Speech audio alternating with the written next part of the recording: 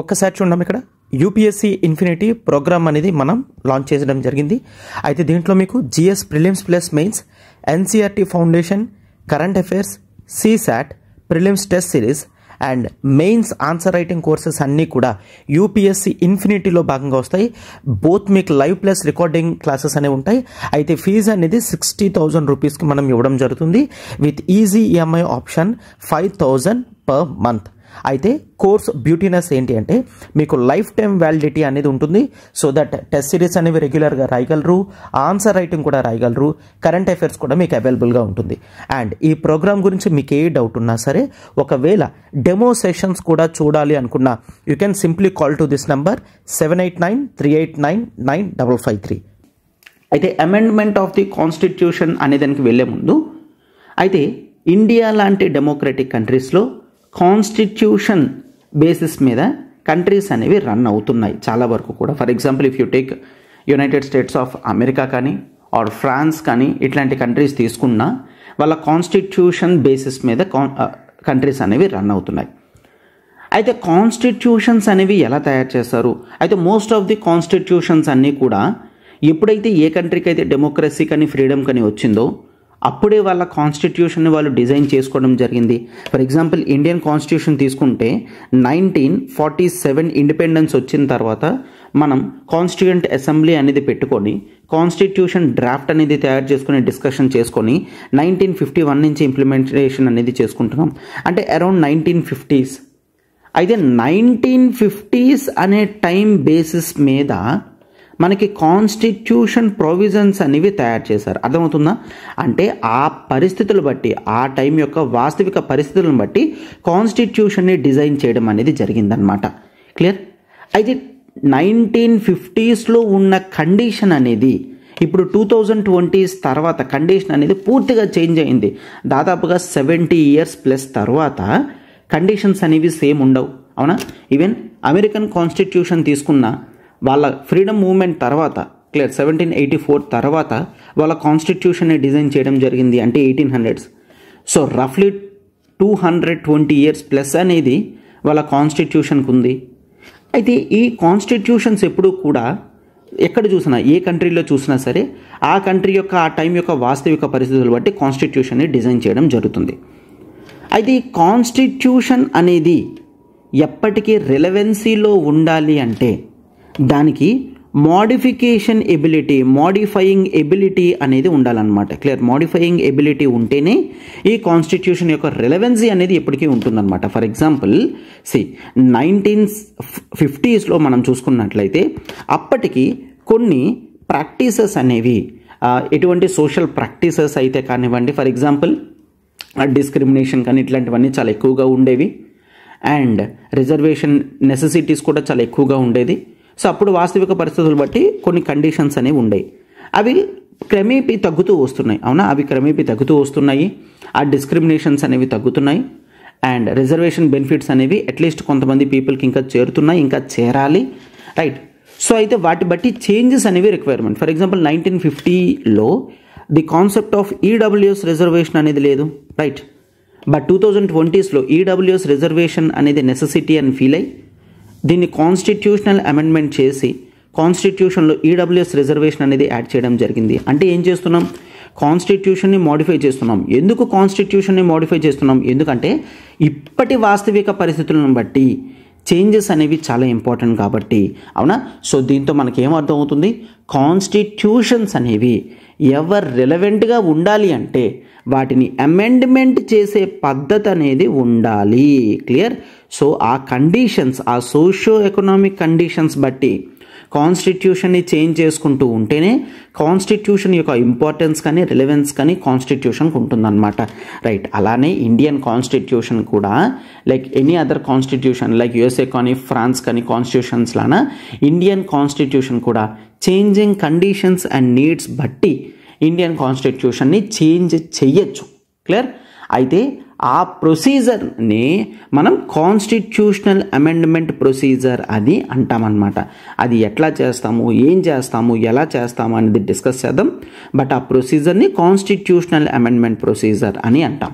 అయితే Indian కాన్స్టిట్యూషన్ని amendment చేసే procedure ఉంటుంది కదా, ఈ ప్రొసీజర్ అనేది మరి బ్రిటన్లో ఉన్నంత ఈజీ ప్రొసీజర్ కాకుండా బ్రిటన్లో చాలా ఈజీ ప్రొసీజర్ అనేది ఉంటుంది. అండ్ యుఎస్ఏ అమెరికాలో ఉన్న చాలా డిఫికల్ట్ ప్రొసీజర్ కాకుండా ఇండియన్ కాన్స్టిట్యూషనల్ అమెండ్మెంట్ ప్రొసీజర్ అనేది మిడిల్ రోల్ అనేది తీసుకుంటుంది. అంటే మరీ అంత ఈజీ కాకుండా మరీ అంత డిఫికల్టీ కాకుండా ఉంటుంది. సో అందుకనే కాన్స్టిట్యూషనల్ అమెండ్మెంట్ ప్రొసీజర్ అనేది ఇండియాలో it is neither flexible Nar rigid. Clear? Neither flexible Nar rigid అంటే ఏంటి? చాలా కఠినంగా ఉంటుంది. ఫ్లెక్సిబుల్ అంటే చాలా ఈజీగా ఉంటుంది. మరీ అంత ఫ్లెక్సిబుల్ కాకుండా మరీ అంత కష్టంగా కాకుండా మిడిల్ ప్రొసీజర్లో ఇండియన్ కాన్స్టిట్యూషనల్ అమెండ్మెంట్ ప్రొసీజర్ అనేది ఉంటుంది అని గుర్తుంచుకోండి. రైట్? ఎస్. అయితే ఈ అమెండ్మెంట్ అనేది ఇట్లానే చెయ్యాలి ఆర్ ఇలానే జరగాలి అని మనకి ఎవరు చెప్తున్నారు? రైట్, అది ఎవరు కూడా చెప్పడం లేదు. కాన్స్టిట్యూషన్ని ఏ విధంగా చేంజ్ చేయగలము అని చెప్తూ కొన్ని ఆర్టికల్స్ అనేవి మెన్షన్ చేశారు. దాన్నే మనం ఆర్టికల్ 368 అని చూస్తామన్నమాట. Clear? Very important to remember article 368. ఖచ్చితంగా గుర్తుంచుకోండి. Article 368 deals with the constitutional amendment procedure. ఏ విధంగా కాన్స్టిట్యూషన్ని చేంజ్ చేయగలము, ఆ ప్రొసీజర్స్ ఏంటి అనేవి article 368 and it is in part 20. Clear? Part 20. Parts అనేవి మోస్ట్ ఇంపార్టెంట్. కాన్స్టిట్యూషన్ మీరు చదివేటప్పుడు ఏ పార్ట్లో ఏముందో అనేది మినిమం బేసిక్ మీకు తెలియాలి. సో మొత్తం టోటల్ 22 పార్ట్స్ కదమ్మా, 22 పార్ట్స్ కూడా మీకు గుర్తుండాలన్నమాట. రైట్? సో పార్ట్ 20లో ఆర్టికల్ 368 మెన్షనింగ్ అనేది ఉంటుంది. సో ఈ 368 అనేది కాన్స్టిట్యూషనల్ అమెండ్మెంట్ ప్రొసీజర్ అనేది చూస్తామన్నమాట. రైట్?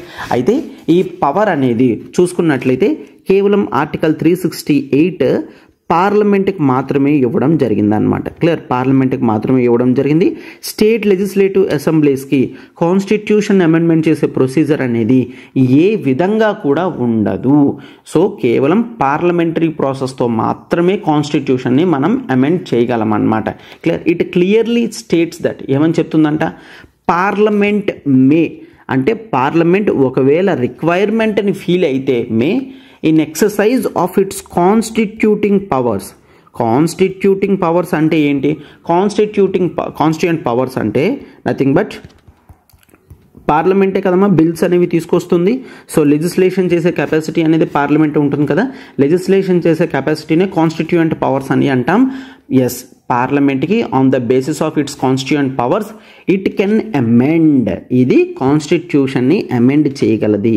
ఏ విధంగా అమెండ్ చేయగలదంటే క్లియర్గా చూడండి. It can amend by the procedure of or by the way of addition. Clear? అంటే కాన్స్టిట్యూషన్లో లేని ఒక సెక్షన్ని యాడ్ చేయగలది. Clear? Or if you want it can variation. It can provide for variation. అంటే వేరియేషన్ అంటే nothing but changes. Addition add చేయగలది, variation change చేయగలది. అండ్ ఇది మాత్రమే కాకుండా ఇట్ మే రిపీల్ అంటే తీసివేయగలదు, ఒక సెక్షన్ని తీసివేయగలదు. ఫర్ ఎగ్జాంపుల్ ఎడిషన్ గురించి చూసుకుంటే ఎగ్జాంపుల్ అనేది మనం ఆల్రెడీ చూసాం. ఫండమెంటల్ డ్యూటీస్లో కానీ డైరెక్టివ్ ప్రిన్సిపల్స్లో కానీ the process related to even fundamental రైట్స్లో కానీ article 21A right to education అనేది మనం ఏదైతే చూస్తున్నామో అది ముందు లేదు, తర్వాత యాడ్ చేయడం అనేది జరిగింది. అవునా? ఇన్ ఎడిషన్ అంటే ఇది ఎడిషన్ చేశారు. Even fundamental duties article 51A కూడా మనం చూసాము ఆల్రెడీ 42nd కాన్స్టిట్యూషనల్ అమెండ్మెంట్తో యాడ్ చేశారు అని. క్లియర్? దానికి ఎడిషన్ అని చూస్తాం. అయితే వేరియేషన్ కూడా మీరు గుర్తుంటే ఒకవేళ డైరెక్టివ్ ప్రిన్సిపల్స్ ఆఫ్ స్టేట్ పాలసీలో ఆర్టికల్ 39లో కొన్ని సెక్షన్స్ని వేరీ చేశారనమాట. క్లియర్? కొన్ని సెక్షన్స్ని స్మాల్ చేంజెస్ అనేవి చేశారు. సో దీన్ని మనం వేరియేషన్ అని అంటాం. వేరియేషన్ అంటే అది ఎడిషన్ కాదు, డిలీషన్ కాదు, స్మాల్ చేంజెస్ అన్నమాట. క్లియర్? అండ్ ఈవెన్ రిపీల్ చూసుకున్నట్లయితే, తీసివేయడం అనేది చూసుకున్నట్లయితే రైట్ టు ప్రాపర్టీ అనేది ఫండమెంటల్ రైట్ ఉండేది. అయితే 44th కాన్స్టిట్యూషనల్ అమెండ్మెంట్తో రైట్ టు ప్రాపర్టీని కాస్త ఏం చేశారు? ఒక ఫండమెంటల్ రైట్ నుంచి ఎనీ అదర్ ఆర్డినరీ రైట్ అంటే ఆర్టికల్ 300Aలో దాన్ని పెట్టడం అనేది జరిగింది. So these are the examples for addition, variation and repeal. ఈ విధమైన ప్రాసెసెస్ అనేవి మనకి పార్లమెంట్ చేయగలదు అని ఆర్టికల్ 368లో కాన్స్టిట్యూషన్లో మెన్షన్ చేసి ఉందన్నమాట. రైట్? ఎస్. అయితే మీకు డౌట్ రావచ్చు, సార్ ఈ ప్రాసెస్తో కాన్స్టిట్యూషన్ ఈ కాన్స్టిట్యూషన్ అమెండ్మెంట్ ప్రొసీజర్ అనేది ఆర్టికల్ 368 అనేది కాన్స్టిట్యూషన్లో ఉన్న ఏ సెక్షన్ అయినా మార్చగలదా, తీసేయగలదా, చేంజ్ చేయగలదా అంటే there is one very important case judgment, that is the Keshavananda Bharati case. Clear? Keshavananda Bharati case. అయితే ఈ కేశవనంద భారతి కేసులో సుప్రీంకోర్ట్ ఆఫ్ ఇండియా క్లియర్గా చెప్పడం జరిగింది. This is in 1973. ఈ కేసు ప్రకారం సుప్రీంకోర్టు ఏమని చెప్తుంది, కాన్స్టిట్యూషన్లో ఏ పార్ట్నైనా టచ్ చేయగలమా అంటే నో. పార్లమెంట్ ఆర్టికల్ 368 ప్రకారం కేవలం కొన్ని పార్ట్స్ మాత్రమే టచ్ చేయగలది. ఏవైతే కాన్స్టిట్యూషన్లో బేసిక్ స్ట్రక్చర్గా ఫీల్ అవుతామో, ఓకేనా, బేసిక్ స్ట్రక్చర్ ఆఫ్ ది కాన్స్టిట్యూషన్గా ఫీల్ అవుతామో ఈ పార్ట్ని ఎప్పటికీ కూడా పార్లమెంట్ టచ్ చేయలేదు అని చెప్పడం జరిగిందనమాట. ఓకేనా. So except the basic structure of the constitution ఏ పార్ట్నైనా సరే ఆర్టికల్ 368 అమెండ్మెంట్ చేయగలది. క్లియర్. సో అయితే ఎప్పుడు, ఎందుకు ఈ కేసు ఎట్లా వచ్చింది, దీని యొక్క క్రొనాలజికల్ సెన్స్ ఏంటి, ఇవంతా కూడా మనం నెక్స్ట్ చాప్టర్లో చూస్తాము. అయితే ఈ చాప్టర్లో కేవలం అమెండ్మెంట్ ప్రొసీజర్ మాత్రమే చూస్తాం. Basic structure of the constitution structure చూస్తున్నప్పుడు, ఆ క్లాస్ చెప్తున్నప్పుడు మీకు ఇంకా క్లియర్గా అర్థమవుతాయి. బట్ యాజ్ ఆఫ్ నౌ గుర్తుంచుకోండి, బేసిక్ స్ట్రక్చర్లో మెన్షన్ చేసినవి కాకుండా మిగిలినవన్నీ కూడా ఆర్టికల్ 368 అమెండ్మెంట్ చేయగలము అని గుర్తుంచుకోండి. క్లియర్. అయితే ఈ దెర్ ఈజ్ వన్ ప్రొసీజర్ అని చెప్పాను కదా, there is one separate procedure for the amendment. So ఆ ప్రొసీజర్ అనేది చూద్దాం. క్లియర్. ఆ ప్రొసీజర్ అనేది చూద్దాం. అయితే ప్రొసీజర్ చూసే ముందు ఒకసారి మీరు చూడండి, కాన్స్టిట్యూషన్ ఆర్టికల్ 368 ప్రకారం అమెండ్మెంట్ చేసేటప్పుడు దేర్ రిక్వైర్స్ ఏ బిల్. ఆ బిల్ని మనం constitution amendment bill, constitution amendment bill అని చెప్తామన్నమాట. Clear. So CAB, constitutional amendment bill. Clear.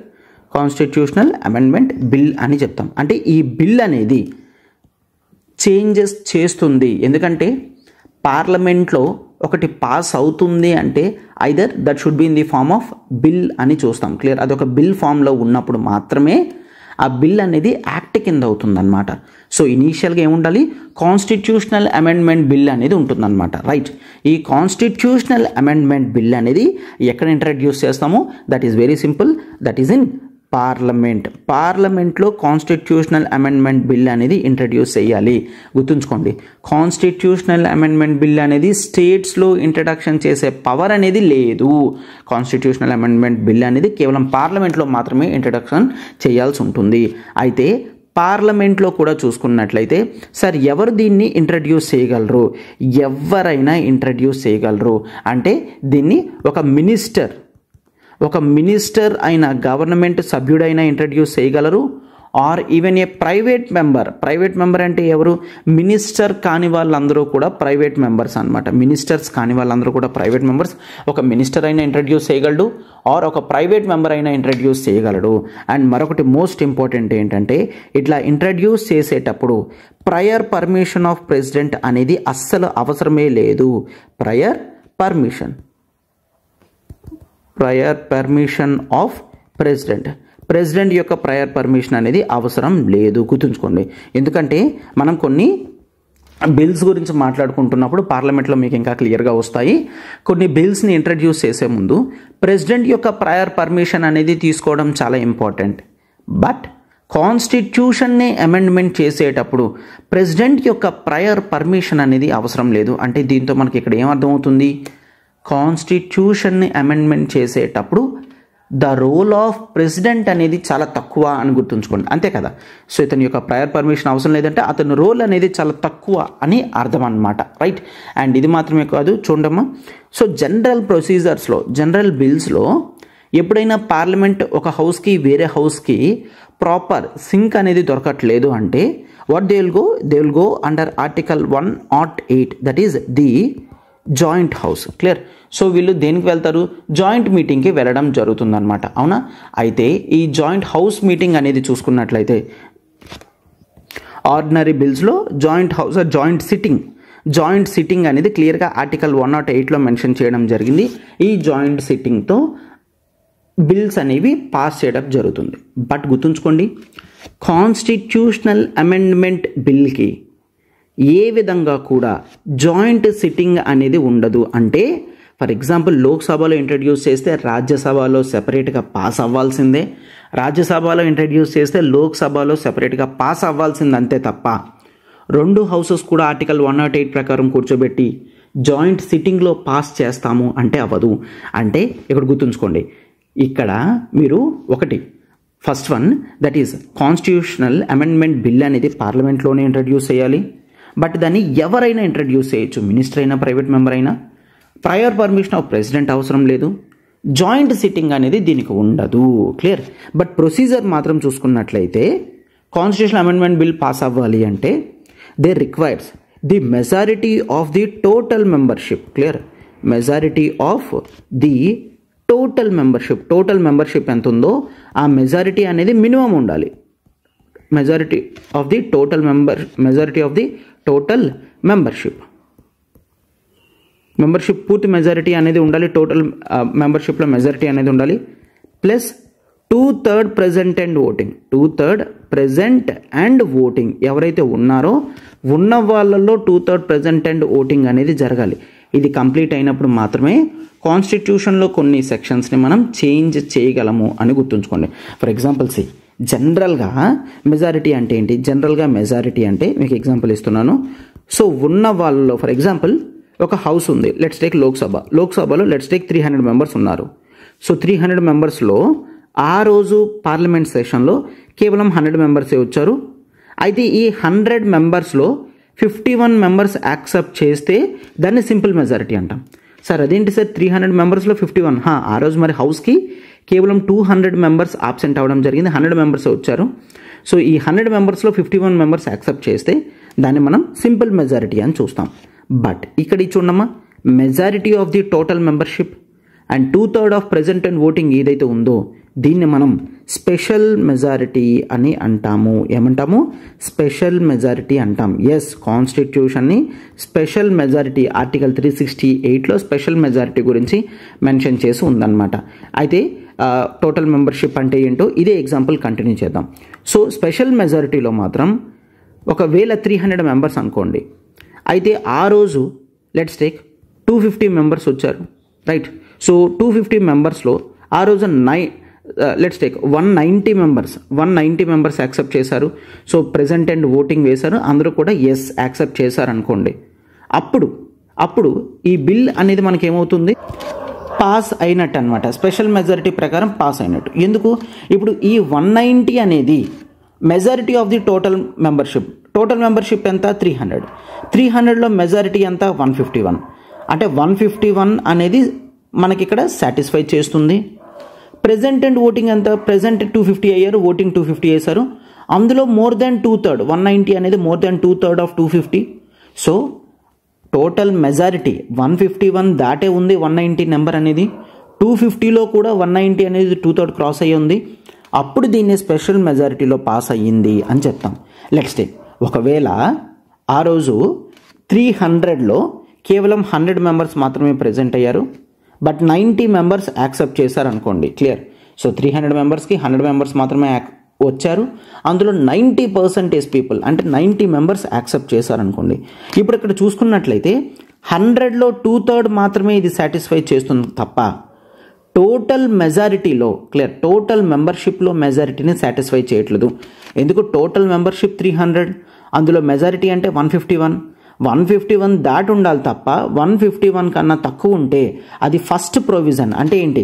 Majority of the total మెంబర్షిప్ని ప్రొవిజన్ని అది సాటిస్ఫై చేయడం లేదు. సో అప్పుడు దీన్ని స్పెషల్ మెజారిటీ అని అన్నాం. సో క్లియరా? స్పెషల్ మెజారిటీ అంటే నథింగ్ బట్ ఇక్కడ మనకి మెజారిటీ ఆఫ్ ది టోటల్ మెంబర్షిప్లో మెజారిటీ ఉండాలి, అంటే మోర్ దెన్ హాఫ్ ఉండాలి. 2/3 ప్రెజెంట్ అండ్ ఓటింగ్ రెండు సాటిస్ఫై కావాలి. రెండు సాటిస్ఫై అయినప్పుడు మాత్రమే మనం దాన్ని స్పెషల్ మెజారిటీలో పాస్ అయ్యింది అని చెప్తాం. అయితే ఇటువంటి స్పెషల్ మెజారిటీతో పాస్ చేసే కొన్ని సెక్షన్స్ అనేవి ఆర్టికల్ 368లో మెన్షన్ చేసి ఉన్నాయి. క్లియర్?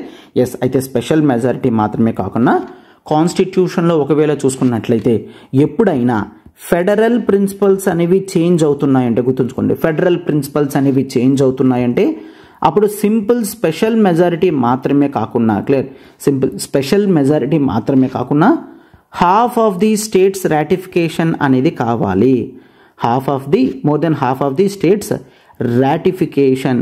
స్టేట్స్ రాటిఫికేషన్ అంటే ఏంటి? ఫర్ ఎగ్జాంపుల్ జిఎస్టీ అనేది మీకు గుర్తున్నట్లయితే జిఎస్టీ అనేది కాన్స్టిట్యూషన్ అమెండ్మెంట్తోనే తీసుకొచ్చారు, రైట్. సో అయితే ఆ టైంలో పార్లమెంట్లో స్పెషల్ మెజారిటీతో పాస్ చేసి more than half of the states acceptance చేసేంత వరకు కూడా వెయిట్ చేశారు, క్లియర్. ఎందుకు? జిఎస్టీ అనేది ఫెడరల్ ఎకనామిక్ ప్రిన్సిపల్స్ని టచ్ చేస్తుంది కాబట్టి half of the states ratification అనేది ఇంపార్టెంట్. రాటిఫికేషన్ అంటే ఏంటి? రాటిఫికేషన్ అంటే మళ్ళీ సింపుల్ మీనింగ్ ఏనమ్మా. రాటిఫికేషన్ అంటే నథింగ్ బట్ స్టేట్ లెజిస్లేటివ్ అసెంబ్లీలో ఉన్న మెంబర్స్లో more than half of the present and voting. సింపుల్గానే for example if you take for example AP assembly ఉంది, దాంట్లో 200 మెంబర్స్ ఉన్నారు. బట్ ఆ రోజు మాత్రం లెట్స్ టేక్ కేవలం 80 మెంబర్స్ మాత్రమే ప్రెజెంట్ అయ్యారు. అయితే ఆ రోజు 42 మెంబర్స్ బిల్ని యాక్సెప్ట్ చేశారు అనుకోండి, ఎస్ రాటిఫికేషన్ అయిపోయినట్టే. మళ్ళీ ఇక్కడ స్పెషల్ మెజారిటీ అవసరం లేదు. రాటిఫికేషన్ అంటే సింపుల్ మెజారిటీ. ఆ రోజు ప్రెజెంట్ ఎంతమంది అయి ఉన్నారో అందులో మోర్ దెన్ హాఫ్ ఉంటే చాలు, క్లియర్. ఆ రోజు ఎంతమంది ప్రెజెంట్ అయి ఉన్నారో మోర్ దెన్ హాఫ్ ఉంటే చాలు. దీన్ని మనం స్టేట్స్ రాటిఫికేషన్ అని అంటాం. సో ఆర్టికల్ 368 అనేది 2 కండిషన్స్ని మెన్షన్ చేస్తుంది. ఒకటి స్పెషల్ మెజారిటీ, మరొకటి స్పెషల్ మెజారిటీతో పాటు more than half of the states ratification అనేది చూస్తాం. అయితే more than half of the states ratification ఎప్పుడు కావాలి? ఒకవేళ ఫెడరల్ ప్రిన్సిపల్స్ని టచ్ చేస్తున్నప్పుడు మాత్రమే మనకు కావాలి అని చూస్తాం అన్నమాట, రైట్. ఎస్, అండ్ ఇది మాత్రమే కాదు, ఒక్కసారి చూడమ్మా. దట్ ఈజ్ ఇక్కడ ఎప్పుడైతే పార్లమెంట్లో మొత్తం ప్రొసీజర్ కంప్లీట్ అయిపోతుందో, ఒకవేళ స్టేట్స్కి వెళ్తే స్టేట్స్ రాటిఫికేషన్ కూడా కంప్లీట్ అయిపోతుందో, అప్పుడు ఆ బిల్ అనేది వెంటనే ఎక్కడికి వెళ్తుంది? ప్రెసిడెంట్ దగ్గరికి వెళ్తుంది. దేని గురించి? For president's assent. President accept చేయాలి కదా, అప్పుడే అది చట్టం కింద, యాక్ట్ కింద అవుతుంది. సో ప్రెసిడెంట్ అసెంట్ గురించి వెళ్తుంది. అయితే రెగ్యులర్ బిల్స్లో ప్రెసిడెంట్ ఒక బిల్లుని వెనక్కి పంపించే ఛాన్స్ అనేది ఉంటుందన్నమాట, క్లియర్. సో బిల్ని మళ్ళీ హౌస్కి పంపించే ఛాన్స్ ఉంటుంది. బట్ కాన్స్టిట్యూషనల్ అమెండ్మెంట్ బిల్స్లో, క్లియర్, కాన్స్టిట్యూషనల్ అమెండ్మెంట్ బిల్స్లో ప్రెసిడెంట్ ఏ విధంగా కూడా బిల్లుని ఆపలేడు. He is bound to accept, clear, he is bound to accept. ఖచ్చితంగా దీని మీద సంతకం పెట్టి తీరాల్సిందే. ఏ విధంగా కూడా బిల్ని రిటర్న్ చేయడం కానీ ఆపడం కానీ చెయ్యలేడు, క్లియర్. అయితే ఇది ఎప్పుడు పెట్టారు? అయితే 24th constitutional amendment, 24th constitutional amendment that is in 1971లో ఈ తరహా బిల్ని ఇంట్రడ్యూస్ చేశారనమాట. అంటే ప్రెసిడెంట్ డిలే చేస్తున్నారు, కాన్స్టిట్యూషన్ని చేంజ్ చేసే పద్ధతిలో ప్రెసిడెంట్కి ఏ విధమైన రోల్ ఉండకూడదు అని చెప్పి ప్రెసిడెంట్ ఖచ్చితంగా సంతకం పెట్టి తీరాల్సిందే.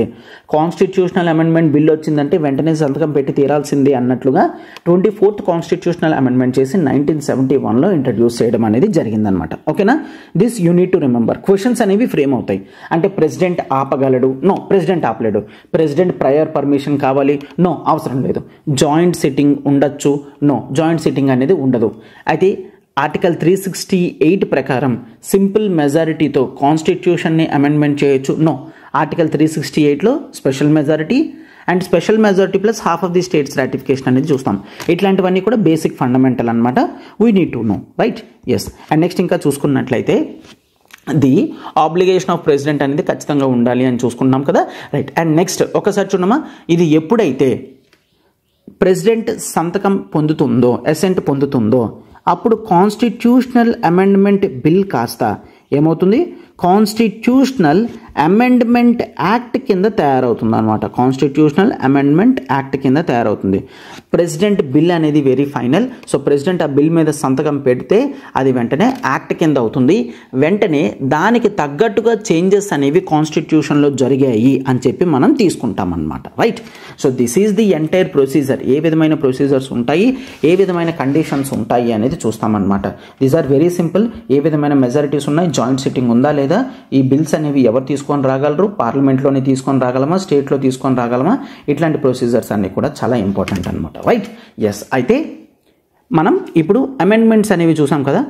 కాన్స్టిట్యూషన్లో ఎటువంటి అమెండ్మెంట్స్ అనేవి ఉన్నాయి, ఆర్టికల్ 368లో ఎటువంటి అమెండ్మెంట్ ప్రొసీజర్స్ అనేవి చూసాము, అండ్ ఏ సెక్షన్స్ అనేవి ఎటువంటి అమెండ్మెంట్ ప్రొసీజర్తో చేంజ్ చెయ్యాలి అనేది మనం క్లియర్గా నెక్స్ట్ క్లాస్లో చూసి the criticism of the amendment procedure కూడా చూసి క్లాస్ అనేది కంప్లీట్ చేద్దాం. ఓకేనా? Hope this is completely clear. ఇట్లాంటి క్వశ్చన్స్ అనేవి ప్రిలిమ్స్లో ఫ్రేమ్ చేసే ఛాన్సెస్ ఉంటాయి. ఈవెన్ మెయిన్స్లో అడిగిన ఈ డీటెయిల్డ్ ప్రొసీజర్ అనేది మీరు రాసేటట్టు ఉండాలి. సో అయితే we're discussing about the types of amendment అనేది మనం డిస్కస్ చేసుకుంటున్నాం. అయితే కాన్స్టిట్యూషన్ అమెండ్మెంట్ అనేది ఆర్టికల్ 368 ప్రకారం చూసుకుంటే ఆర్టికల్ 368లో 2 ప్రొసీజర్స్ని చెప్పడం జరిగింది. క్లియర్? సో ఆర్టికల్ 368 ప్రకారం 2 ప్రొసీజర్స్ చెప్పడం జరిగింది. 1 procedure deals with the special majority. Special majority అంటే ఎట్లాంటి మెజారిటీ ఉండాలో నేను ఆల్రెడీ లాస్ట్ క్లాస్లో డిస్కస్ చేయడం అనేది జరిగింది. అవునా? So that is the majority of total membership and 2/3 of present and voting ఉంటే దాన్ని స్పెషల్ మెజారిటీ అని అంటాం. Second procedure special majority plus half of the states ratification కూడా కొన్ని రిక్వైర్మెంట్స్ ఉంటాయన్నమాట కొన్ని అమెండ్మెంట్ ప్రొసీజర్స్కి. రైట్? ఎస్. అయితే ఆర్టికల్ 368 మాత్రమే కాకుండా ఇంకా ఇన్ జనరల్ ప్రొసీజర్లో కూడా అంటే త్రూ సింపుల్ మెజారిటీతో కూడా కాన్స్టిట్యూషన్ని అమెండ్మెంట్ చేసే పద్ధతి కూడా ఉన్నాయి. బట్ కొన్ని ప్రొవిజన్స్ మాత్రమే సింపుల్ మెజారిటీ అంటే simply more than half of present and voting. ఆ రోజు పార్లమెంట్కి వచ్చిన వాళ్ళలో మోర్ దెన్ హాఫ్ యాక్సెప్ట్ చేస్తే ఆ అమెండ్మెంట్ అనేది కంప్లీట్ అయిపోయినట్టేనమాట. క్లియర్? సో అయితే గుర్తుంచుకోండి, క్లియర్గా చూడండి. కాన్స్టిట్యూషన్ని మనం 3 విధాలుగా మనం అమెండ్మెంట్ చేయొచ్చు. That is special majority plus half of states ratification and simple majority. But article 368 మాత్రం 2 ప్రొసీజర్స్నే ఎక్స్ప్లెయిన్ చేస్తుంది అనమాట. ఓకేనా? సో ఇదంతా కూడా మీకు క్లియర్గా అర్థమైందని నేను అనుకుంటున్నాను. ఇప్పుడు మనం ఈ సింపుల్ మెజారిటీతో ఏ ప్రొవిజన్స్ని మనం అమెండ్మెంట్ చేసుకోవచ్చో ఒక్కసారి చూడమ్మా. బేసిక్గా ఫర్ ఎగ్జాంపుల్ ఒకవేళ మనం ఏ కొత్త స్టేట్ అయినా ఎస్టాబ్లిష్ చేయాలనుకున్నా ఆర్ ఇండియన్ యూనియన్లోకి తీసుకోవాలనుకున్నా అప్పుడు సింపుల్ మెజారిటీ అనేది సరిపోతుంది. దీనికి establishment of new states. Sir కొత్త స్టేట్స్ని ఏర్పాటు చేస్తే మరి ఆర్టికల్ 1, 2, 3 అవి చేంజెస్ ఉండాలి కదమ్మా. సో వాటిని చేంజెస్ చెయ్యాలి అంటే మనం సింపుల్ మెజారిటీ సరిపోతుంది. అయితే ఈవెన్ క్లియర్గా చూస్తాం ఏంటి ఈ ప్రొవిజన్స్ ఏవైతే ఉన్నాయో వీటిని కొన్నిసార్లు కాన్స్టిట్యూషనల్ అమెండ్మెంట్స్ అని కూడా అనాల్సిన అవసరం కూడా లేదు. ఎందుకంటే simple procedure, that is simple మెజారిటీతో ఏదైతే పాస్ చేస్తున్నామో ఈ ప్రొసీజర్ అనేది సింపుల్ ప్రొసీజర్. అండ్ వీటిని చేంజ్ చేసేటప్పుడు అంత మేజర్ చేంజెస్ అనేవి కాన్స్టిట్యూషన్లో కనిపించవు అనమాట. Right? So establishment of new స్టేట్స్కైనా ఆర్ బౌండరీస్ కానీ నేమ్స్ కానీ ఎగ్జిస్టింగ్ స్టేట్స్కి మార్చాలనుకున్నా. రైట్? సో ఫర్ ఎగ్జాంపుల్ ఒకప్పుడు ఒరిస్సా. క్లియర్? సో ఒరిస్సా అని పిలిచేవాళ్ళం and now it has become the Odisha. Right? Odisha. So state యొక్క నేమ్ అనేది చేంజ్ చేయాలనుకున్నా సరే సింపుల్ మెజారిటీ సరిపోతుంది. ఆర్ ఒక స్టేట్లో లెజిస్లేటివ్ కౌన్సిల్ ఉండాలనుకున్నా వద్దనుకున్నా. ఫర్ ఎగ్జాంపుల్ ఇండియాలో కేవలం కొన్ని స్టేట్స్కి మాత్రమే లెజిస్లేటివ్ కౌన్సిల్స్ అనేవి ఉన్నాయి, కొన్ని స్టేట్స్కి లెజిస్లేటివ్ కౌన్సిల్స్ లేవు. సో ఉన్న స్టేట్స్లో లెజిస్లేటివ్ కౌన్సిల్ తీసేయాలనుకున్నా ఆర్ లేని స్టేట్స్లో లెజిస్లేటివ్ కౌన్సిల్ పెట్టాలనుకున్నా అప్పుడు కూడా సింపుల్ మెజారిటీతోనే దాన్ని చేంజ్ చేయొచ్చు అని చూస్తామన్నమాట. క్లియర్? అండ్ ఇది మాత్రమే కాదు, even that is the second షెడ్యూల్లో ఏమని చూసుకున్నాం, దట్ ఈజ్ అబౌట్ అమాల్యుమెంట్స్. క్లియర్? అమాల్యుమెంట్స్ కానీ అలవెన్సెస్ కానీ ప్రివిలేజెస్ కానీ ఎవరు ఫర్ ఎగ్జాంపుల్ ప్రెసిడెంట్ కానీ గవర్నర్ కానీ స్పీకర్ కానీ వీళ్ళ అమాల్యుమెంట్స్ పెంచాలనుకున్నా, అలవెన్సెస్లో చేంజెస్ తీసుకొని రావాలనుకున్నా, ప్రివిలేజెస్ కానీ ఇట్లాంటి ఏ చేంజెస్ కైనా సెకండ్ షెడ్యూల్లో చేంజెస్ గురించి సింపుల్ మెజారిటీ అనేది సరిపోతుందన్నమాట. అండ్ ఇది మాత్రమే కాదు, మనం there is something that is called quorum in parliament. Quorum అంటే ఫర్ ఎగ్జాంపుల్ పార్లమెంట్లో మనకి లెట్స్ టేక్ 500 మెంబర్స్ ఉన్నారనుకోండి. సో ఎంతమంది అట్లీస్ట్ ప్రెజెంట్ అయితే ఆ రోజు సెషన్ అనేది జరగాలో దాన్ని కోరం అని అంటాం. క్లియర్? కోరం అంటే minimum number of presence that is required. అంటే అట్లీస్ట్ కొంతమంది అయినా ఆ రోజు ప్రెజెంట్ అయితేనే ఆ రోజు సెషన్ అనేది జరిపిస్తారు, లేదంటే సెషన్ అనేది రద్దు చేస్తారనమాట. సో అట్లా ఆ నెంబర్ ఎంత అంటే యాజ్ ఆఫ్ నౌ కోరం అనేది 1/10. క్లియర్? 1/10. సో 1/10ని మనం కోరం అని అంటాము. అయితే ఈ 1/10 అని ఎక్కడుంది? ఎస్, కాన్స్టిట్యూషన్లోనే ఉంది.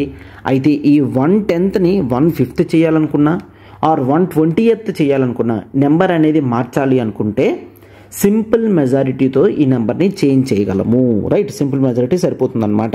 అండ్ ఇది మాత్రమే కాదు, ప్రివిలేజెస్ ఆఫ్ పార్లమెంట్ గురించి అయినా, rules of procedure of parliament అయినా, salaries and allowances of members, clear, salaries and allowances of members కానీ ఇట్లాంటివి ఏం చేయాలనుకున్న సింపుల్ మెజారిటీ సరిపోతుంది. అండ్ పార్లమెంట్లో ఇంగ్లీష్ లాంగ్వేజ్ అనేది మ్యాండేటరీ ఆర్ యూజ్ చేయాలనుకున్న, and judges, clear, number of the puisne judges అంటే nothing but chief justice of India కాకుండా రిమైనింగ్ నెంబర్ ఆఫ్ జడ్జెస్ ఎవరైతే ఉంటారో వాళ్ళ నెంబర్ పెంచాలనుకుంటే యాజ్ ఆఫ్ నౌ మనం 33 అని చూస్తాం. చీఫ్ జస్టిస్ ఆఫ్ ఇండియా కాకుండా 33 మెంబర్స్ చూస్తాము. సో ఈ 33 నెంబర్ అనేది లెట్స్ టేక్ 40కి తీసుకెళ్ళాలనుకున్నా, 45కి తీసుకెళ్ళాలనుకున్నా సింపుల్ మెజారిటీ సరిపోతుంది అనమాట. రైట్? అండ్ ఇది మాత్రమే కాదు, సుప్రీంకోర్టు యొక్క జ్యూరిస్డిక్షన్ అనేది పెంచాలనుకున్నా, అఫీషియల్ లాంగ్వేజ్ని యూజ్ చేయాలనుకున్నా, సిటిజన్షిప్ ఎక్విజిషన్ కానీ, టెర్మినేషన్ ప్రొసీజర్స్ కానీ, ఆర్ పార్లమెంట్ స్టేట్ లెజిస్లేచర్ ఎలక్షన్స్కి కానీ, డీలిమిటేషన్ ఆఫ్ కాన్స్టిట్యుయెన్సీస్ కానీ, యూనియన్ టెరిటరీస్ కానీ, even for example 5th schedule 6th షెడ్యూల్లో చేంజెస్కి అయినా సరే, right? So 5th schedule and 6th షెడ్యూల్లో చేంజెస్కి అయినా సరే సింపుల్ మెజారిటీ అనేది సరిపోతుంది. Right? So this is very important. అంటే ఏ ప్రొసీజర్స్ని మనం సింపుల్ మెజారిటీతో చేంజ్ చేయగలము, నేను ఏదైతే ఇంతవరకు డిస్కస్ చేశానో అవన్నీ కూడా ఇంపార్టెంట్ అనమాట. సో క్వశ్చన్స్ అనేవి ప్రిలిమ్స్ మోడ్లో ఏ విధంగా అయినా వాడు క్వశ్చన్స్ అనేవి అడగచ్చు అనమాట. మ్యాచ్ ది ఫాలోయింగ్ కింద కానీ ఆర్ కొన్ని ఆప్షన్స్ ఇచ్చి ఏ మనం సెలెక్ట్ చేసుకుంటాం అన్నట్లుగా క్వశ్చన్స్ అనేవి అడగచ్చు. So all those are very important. Right? Yes. So అయితే సింపుల్ మెజారిటీతో కంప్లీట్ అయిన తర్వాత ఇప్పుడు స్పెషల్ మెజారిటీ అంటే దీనికి మనం ఆర్టికల్ 368 అనేది మనం చూస్తామన్నమాట. That is the special majority. అయితే for example if you want to change the provisions in fundamental రైట్స్లో ప్రొవిజన్స్ చేంజ్ చేయాలనుకున్నా, the directive principles of state పాలసీలో ప్రొవిజన్స్ అనేవి చేంజ్ చేయాలనుకున్నా, ఆర్ ఇంకేమైనా ప్రొవిజన్స్ చేంజ్ చేయాలనుకున్నా అంటే సింపుల్ మెజారిటీతో కానీ, స్టేట్స్ రాటిఫికేషన్ అవసరం ఏవైతే ఉంటాయో ఈ రిమైనింగ్ అన్నీ కూడా మనం స్పెషల్ మెజారిటీలో చూస్తామన్నమాట. రైట్? సో దీన్ని స్పెషల్ మెజారిటీలో చూస్తాం. This is very simple that we can learn and we can remember అనమాట. రైట్? అండ్ ఆర్టికల్ 368 ప్రకారం మనకున్నది second option, that is the special majority plus half of the states ratification. States ratification అంటే simply nothing but ఆ state legislative అసెంబ్లీలో procedure అనేది ఏముండాలి? Simple మెజారిటీతో pass అయిపోతే సరిపోతుంది అనమాట. అయితే ద మోస్ట్ ఇంపార్టెంట్ ఏంటి అంటే is there any time requirement? Question అనేది మనకి ట్రాప్ ఎట్లా సెట్ చేస్తాడు? దట్ ఎప్పుడైతే special majority plus half of the states ratification requirement ఉంటుందో ఆ టైంలో వితిన్ 30 daysలో స్టేట్స్ రెస్పాండ్ అవ్వాలి అని క్వశ్చన్ ఇస్తే answer is absolutely no. Clear? ఎందుకంటే ఎటువంటి టైం ఫ్రేమ్ రిఫరెన్సెస్ అనేవి కాన్స్టిట్యూషన్ మ్యాండేట్ చెయ్యలేదు. ఈ టైం లోపలే కంప్లీట్ అయిపోవాలి, ఈ టైం దాటితే ప్రొసీజర్ అనేది చెల్లదు అన్నట్లు ఎక్కడా కూడా కాన్స్టిట్యూషన్లో మెన్షన్ చేయలేదు. సో టైం ఫ్రేమ్వర్క్ రిఫరెన్స్ అనేది ఎక్కడ కూడా లేదు. There is no time limit అని గుర్తుంచుకోండి. రైట్? ఎస్. అయితే ఇక్కడ మనం ఏ ప్రొసీజర్స్, మోస్ట్లీ ఫెడరల్ ప్రొసీజర్స్ని మనం చూస్తామన్నమాట. క్లియర్? ఫెడరల్ ప్రొసీజర్స్ని చూస్తాము. అయితే అమెండ్మెంట్ చేసే ప్రాసెస్ ఇట్లాంటివన్నీ చూసుకుంటే that is about the elections of president. Clear? So elections of president కానీ అండ్ దాని యొక్క మేనర్ ప్రొసీజర్స్ కానీ, క్లియర్, ఎలక్షన్స్ ఆఫ్ ప్రెసిడెంట్ కానీ అండ్ ఇట్స్ మేనర్స్ ఇట్లాంటివన్నీ కూడా మనం half of the states ratification అనేది కావాలి.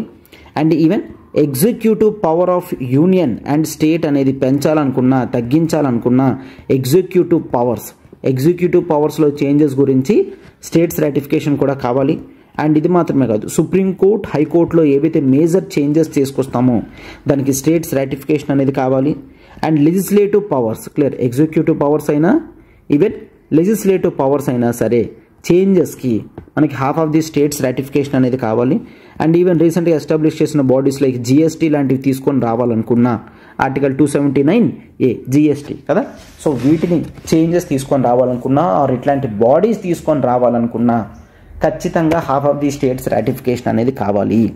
అండ్ ఒకవేళ ఎటువంటి చేంజెస్ అయినా సరే మనం 7th షెడ్యూల్లో చేయాలనుకుంటే 7th షెడ్యూల్లో ఏముంటాయమ్మా, 7th షెడ్యూల్లో 3 lists, that is union list, state list, concurrent list.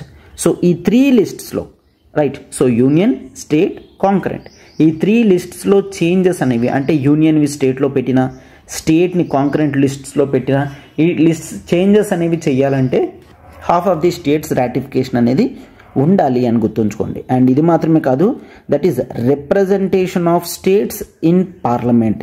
So states యొక్క రిప్రజెంటేషన్ అనేది పార్లమెంట్లో పెరిగినా తగ్గినా ఇట్లాంటి ప్రొసీజర్స్ ఏం జరిగినా సరే half of the states ratification అనేది కావాలన్నమాట, రైట్. అండ్ ఈవెన్ ఇది మాత్రమే కాదు, ఒకవేళ ఆర్టికల్ 368నే అమెండ్మెంట్ చేయాలనుకున్నాం అనుకోండి, అప్పుడు కూడా half of the states ratification కావాలి. క్లియర్? ఈవెన్ ఆర్టికల్ 368 చేంజ్ చేయాలనుకున్నా half of the states ratification అనేది కావాలన్నమాట. సో ఈ విధంగా ఈ ప్రొసీజర్స్ అనేవి మనం చూస్తాం. ఏ విధంగా చూస్తాము? సింపుల్ మెజారిటీలో కొన్ని చూస్తున్నాము. మీరు సింపుల్గా గుర్తుంచుకోవచ్చు, సింపుల్ మెజారిటీలో అంటే యూనియన్ కానీ స్టేట్ కానీ అంత మేజర్గా డిస్ట్రాక్షన్ లేకుండా అమెండ్మెంట్స్ అనేవి ఏవైతే ఉంటాయో వాటిని సింపుల్ మెజారిటీతో పంపించేయచ్చు. స్పెషల్ మెజారిటీస్లో ఎఫ్ఆర్స్, డిపిఎస్పీస్ లాంటివి చూస్తాము. Half of the states ratification ఉండేటప్పుడు you can clearly remember that ఏవైతే ఫెడరల్ ఇష్యూస్ అంటే యూనియన్ పవర్స్ కానీ స్టేట్ పవర్స్ కానీ even supreme court, high court, judiciary major powers కానీ ఈ ఇష్యూస్లో చేంజెస్ అనేవి వస్తాయి.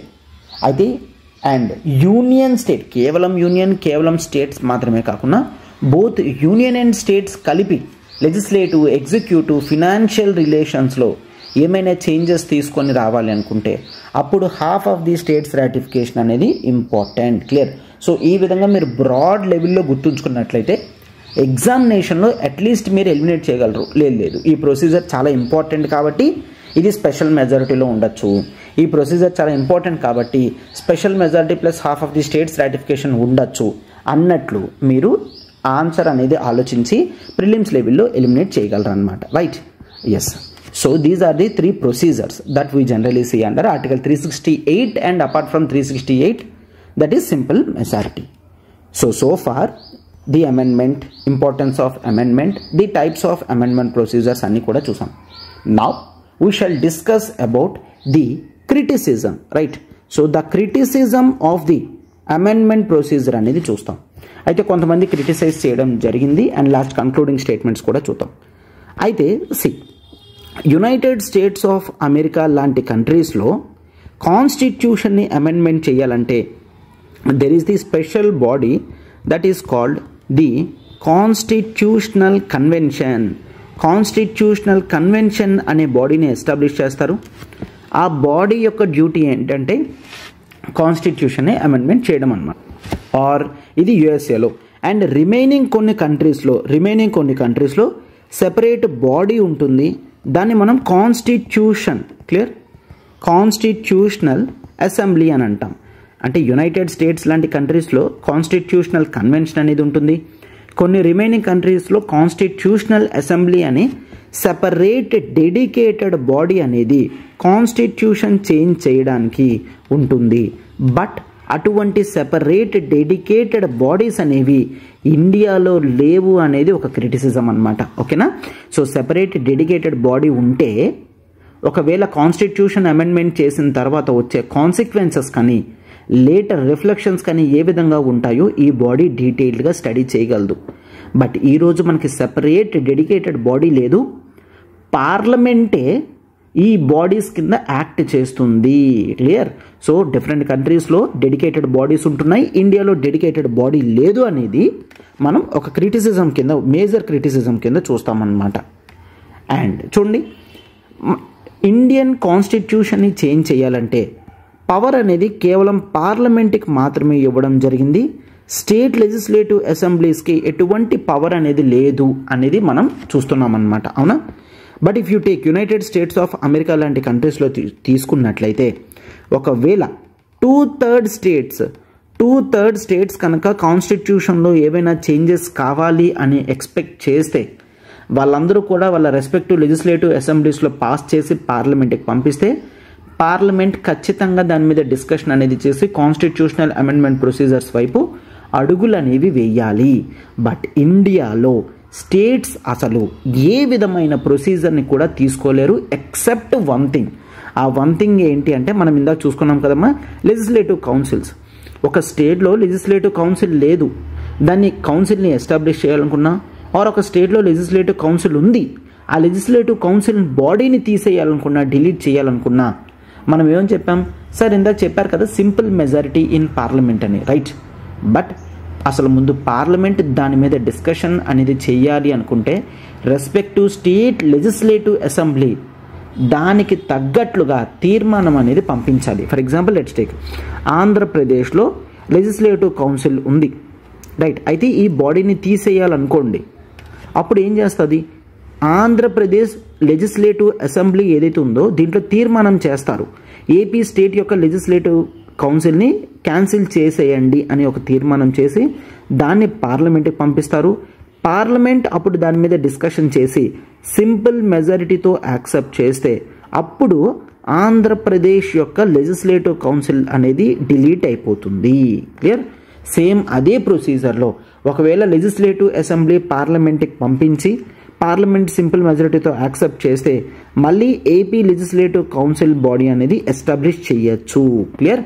సో కేవలం దీనికి మాత్రమే స్టేట్స్ ఇన్వాల్వ్మెంట్ అనేది ఉంటుంది తప్ప పార్లమెంట్ తప్ప కాన్స్టిట్యూషనల్ అమెండ్మెంట్ ప్రొసీజర్స్లో స్టేట్స్కి ఏమాత్రం కూడా రోల్ అనేది ఇవ్వలేదు అనేది కూడా one of the great criticisms కింద మనం చూస్తామన్నమాట. క్లియర్?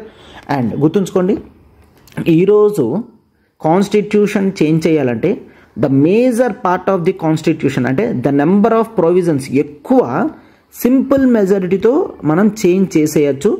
స్పెషల్ మెజారిటీ కానీ స్టేట్స్ రాటిఫికేషన్ ఉన్న ప్రొసీజర్స్ అనేవి ఆర్ క్లాజెస్ అనేవి మనకి చాలా తక్కువగా ఉన్నాయి. సింపుల్ మెజారిటీతో మనం మోస్ట్ ఆఫ్ ది కాన్స్టిట్యూషన్ని చేంజ్ చెయ్యొచ్చు అనేది కూడా ఒక క్రిటిసిజం కింద చూస్తాం. అండ్ నేను ఇది కూడా చెప్పాను, there is no time frame అనేది లేదు. టైం ఫ్రేమ్ లేకపోవడం వలన ప్రొసీజర్స్ అనేవి చాలా డిలే అయిపోతున్నాయి. క్లియర్? పర్సనల్ ఇంట్రెస్ట్ మీద పొలిటికల్ ఇంట్రెస్ట్ మీద డెసిషన్స్ అనేవి తీసుకుంటున్నారు అనేది కూడా ఒక క్రిటిసిజం అన్నమాట. ఓకేనా? టైం ఫ్రేమ్ అనేది లేదు. అండ్ ఇది మాత్రమే కాదు, మనం ఏం చూసాం, జాయింట్ సిట్టింగ్ అంటే ఆర్టికల్ 108 అనేది కాన్స్టిట్యూషనల్ అమెండ్మెంట్ ప్రొసీజర్కి ఉండదు అని చెప్పాను, అవునా? సో ఇది కూడా ఒక క్రిటిసిజం కింద చూస్తాము. అంటే ఒకవేళ డెడ్లాక్ అనేది వస్తే, deadlock between parliament Lok Sabha and Rajya Sabha వస్తే జాయింట్ సిట్టింగ్ లేకపోవడం వలన ఆ కాన్స్టిట్యూషనల్ అమెండ్మెంట్ బిల్ ఏదైతే ఉందో దాని యొక్క రెలవెన్సీ ఇంపార్టెన్సీ అనేది తగ్గిపోతుంది అని క్రిటిసిజం అన్నమాట. క్లియర్? అండ్ సి చాలా వరకు కూడా the procedure of amendment of the constitution అనేది ఒక లెజిస్లేటివ్ ప్రాసెస్, చాలా జనరల్ ప్రొసీజర్. అంటే లైక్ ఎనీ అదర్ ఒక ఆర్డినరీ బిల్ కూడా సింపుల్ మెజారిటీతో పాస్ అవుతుంది. అలానే కాన్స్టిట్యూషనల్ అమెండ్మెంట్లో ఉన్న కొన్ని ప్రొవిజన్స్ కూడా సింపుల్ మెజారిటీతో పాస్ అవుతున్నాయి. అంటే స్పెషల్గా ఎటువంటి ఇంపార్టెన్స్ కూడా కాన్స్టిట్యూషనల్ అమెండ్మెంట్ ప్రొసీజర్కి ఇవ్వలేదు అనేది కూడా ఒక క్రిటిసిజం అన్నమాట. క్లియర్? అండ్ ఈ ప్రొవిజన్స్ ఏవైతే ఉన్నాయో అమెండ్మెంట్ టు ద కాన్స్టిట్యూషన్కి దే ఆర్ టూ